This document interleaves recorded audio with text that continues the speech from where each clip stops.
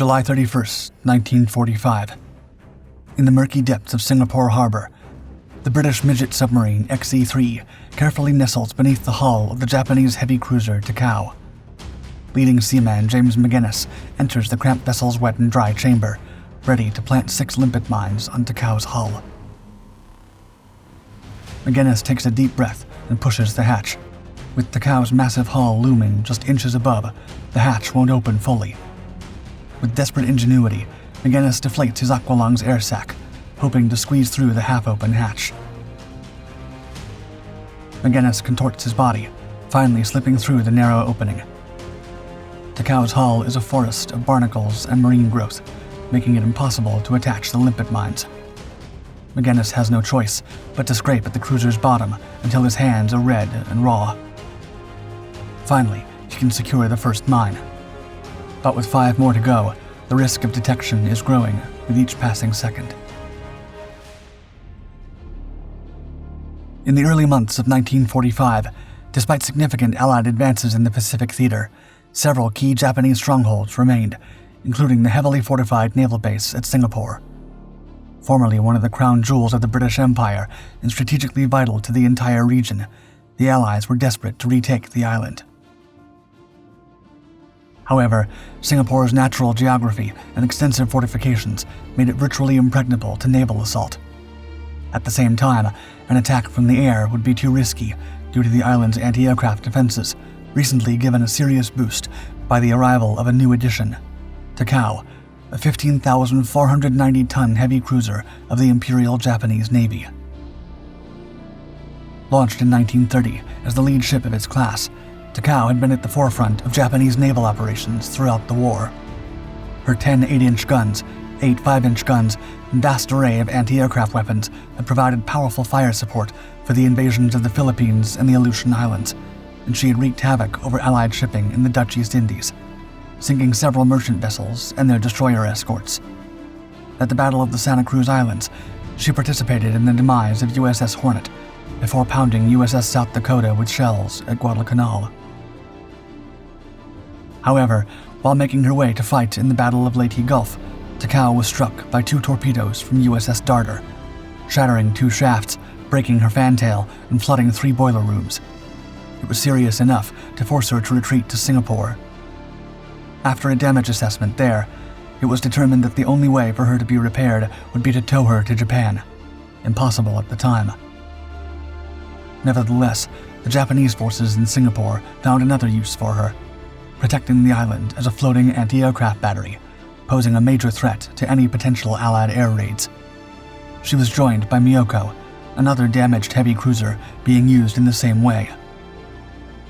If the Allies were to stand a chance of reclaiming Singapore, they would have to find a way to deal with Takao and Miyoko first.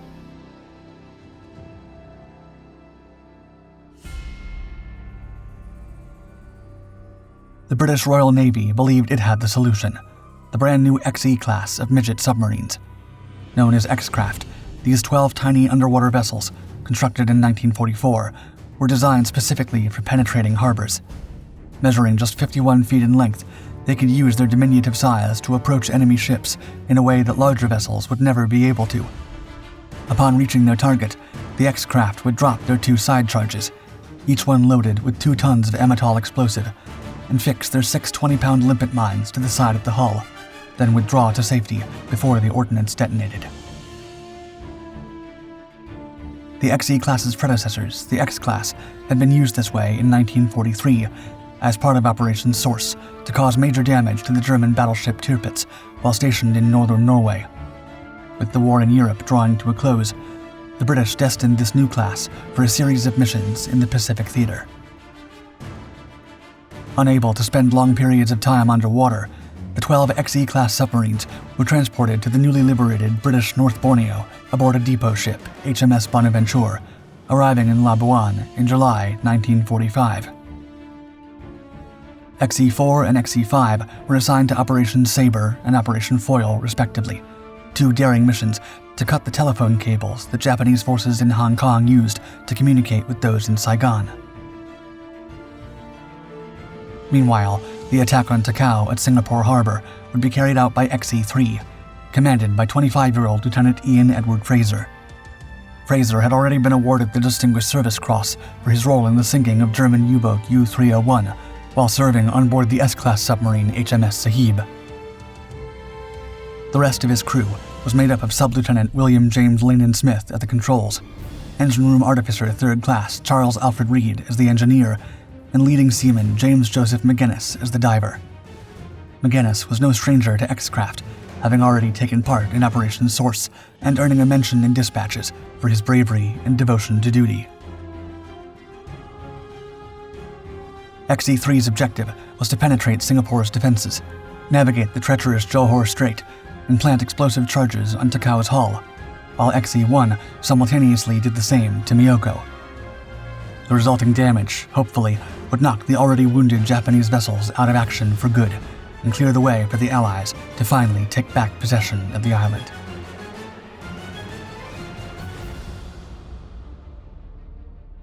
On July 26, 1945, the two X-craft began their perilous journey from Labuan, towed by two larger submarines, HMS Spark and HMS Stygian, which would bring them to within range of their target before releasing them for the final approach. The journey was fraught with danger. The midget submarines were not designed for long-distance travel, and their crews endured cramped conditions and sweltering heat.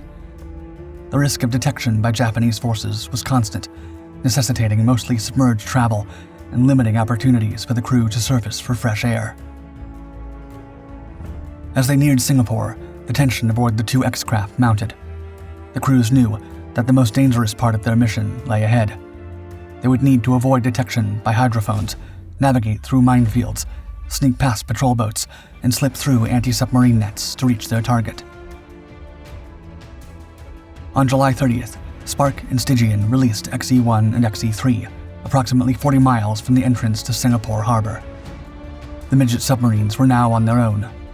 Their mission and their very survival depended entirely on their skill, courage, and a considerable amount of luck.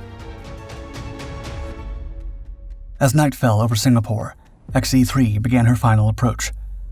Lieutenant Fraser, perched atop the casemate, guided the tiny submarine through treacherous waters. Deliberately avoiding the marked channel, he steered into a known minefield, gambling his and his crew's lives to evade Japanese hydrophone listening posts.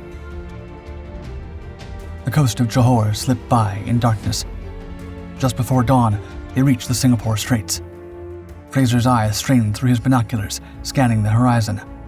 Suddenly, he spotted something massive bearing down on them. It could only be an enemy convoy. In a flash, he dropped through the hatch, ordering an emergency dive. Yet more dangers lurked below. As XE-3 sank, a terrifying clank echoed through the hull. The crew exchanged horrified glances. Another clank confirmed their worst fears. They were sitting atop a mine. Hearts pounding, they listened as the convoy passed overhead. The thump of the tanker's propellers mixed with the high-pitched whine of escort ships. Minutes stretched like hours until the sounds faded. Fraser ordered the tanks blown, and XE-3 rose, miraculously avoiding detonation. They pressed on, approaching the anti-submarine net guarding the harbor. At 10:30 a.m., Fraser spotted the trawler tending the net. He ordered Magennis to prepare for the worst, cutting through if necessary.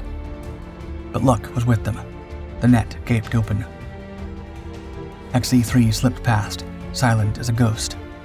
The harbor narrowed, teeming with small boats. Every man focused intently on his task. Fraser searching for their target, Smith monitoring depth, Reed steering. Only Magennis waited, knowing his greatest challenge lay ahead. Finally, there she was, Takao, the floating behemoth they'd come to destroy. As a Liberty launch full of sailors pulled away from the cruiser, Fraser checked his watch. 2 p.m. Time to strike.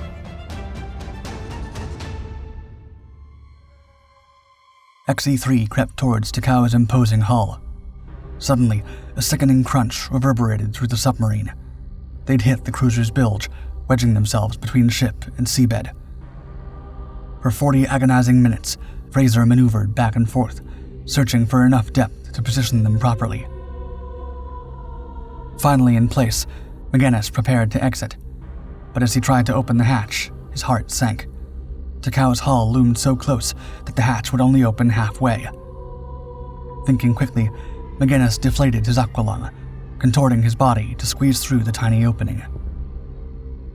Outside, a new horror awaited. Takao's hull was a forest of barnacles and marine growth. For 30 grueling minutes, Magennis scraped and clawed till his hands bled. Each movement risked detection, every sound amplified in the underwater silence. Inside XE-3, Fraser and the crew waited in suffocating tension, every second feeling like an eternity. At last, Magennis returned. Having battled with a leaking breathing apparatus, he arrived exhausted and panting heavily. Yet triumph gleamed in his eyes. 6 limpet mines now clung to Takao's hull, spread over 45 feet, each one a promise of destruction. As Magennis drained the escape compartment, Fraser ordered the release of both the starboard charge and the empty container. With their mission seemingly complete, XE-3 attempted to back away from Takao. But fate had other plans. The midget submarine wouldn't budge, wedged firmly between the cruiser and the seabed. For nearly an hour, the crew fought against their predicament. They flooded tanks and blew them empty, alternated between full ahead and full astern, even rocking the craft in desperate attempts to break free. All the while, the specter of their own explosives ticking away haunted their efforts. Suddenly, without warning, XE-3 shot backward. The submarine careened out of control, its stern breaching the surface in a heart-stopping moment. By some miracle, the Japanese failed to notice the commotion. Quickly, the crew flooded all tanks, sinking back to the relative safety of the seabed. As they struggled to regain trim, a chilling realization dawned. The port container, now empty of its cargo, remained stubbornly attached to XE-3's hull. Fraser's heart sank. The crew exchanged grim looks, knowing what had to be done. Before Fraser could even ask, Magennis stepped forward. Despite his obvious fatigue, he volunteered to venture out once more. With a wry smile, he quipped, quote, "I'll be all right as soon as I've got my wind, sir." For 7 heart-stopping minutes, the crew held their collective breath. Outside, Magennis grappled with the stuck container. As his sore hands worked the heavy spanner, each clang of metal seemed to echo through the water. Finally, he returned once more. XE-3 was free. At last, Fraser could begin guiding XE-3 away from Takao. The crew nervously retraced their path through the harbor, past the nets, and back into open water. Every unusual sound or movement brought fears of detection and retaliation. Finally making it back to the prearranged location, XE-3 rendezvoused with HMS Stygian. The crew, exhausted but elated, were taken aboard the larger submarine. Meanwhile, XE-1's mission had taken an unexpected turn, as Japanese patrol craft forced delays, eating away precious time. Realizing Miyoko lay frustratingly out of reach, 2 miles deeper into enemy waters, her captain made a bold decision.